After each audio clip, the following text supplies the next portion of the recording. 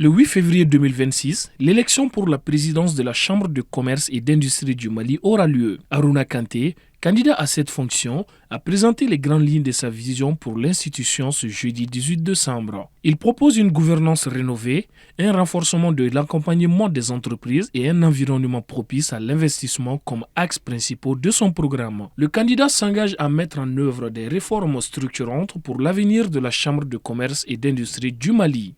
Mesdames et messieurs, oui, je suis candidat.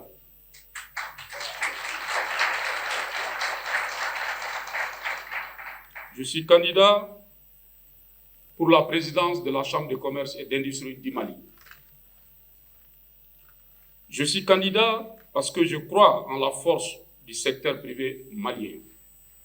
Je suis candidat parce que je crois que notre économie a besoin d'une chambre de commerce utile, active, crédible et proche de ce qu'elle représente. Dans l'assistance, plusieurs responsables économiques saluent cette orientation axée sur le développement du secteur privé dans un contexte de transformation des échanges commerciaux.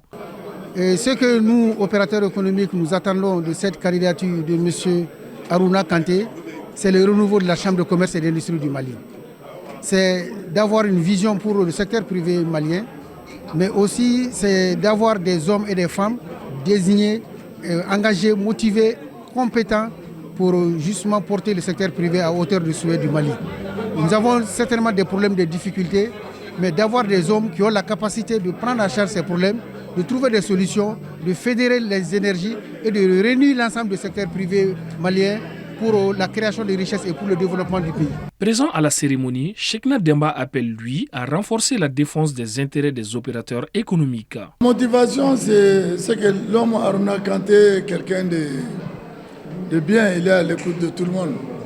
Même si à un niveau, il n'exerce pas trop en termes commerciaux et affaires au Mali, mais bon, c'est quelqu'un qui a un niveau très élevé. Et puis, vraiment, il écoute les gens. Donc, quand il nous a invités, j'ai honoré ma présence pour lui souhaiter bonne chance. Premier acte d'une campagne où les enjeux économiques occupent une place centrale, les électeurs de la Chambre de commerce et d'industrie du Mali devront trancher dans les prochaines semaines.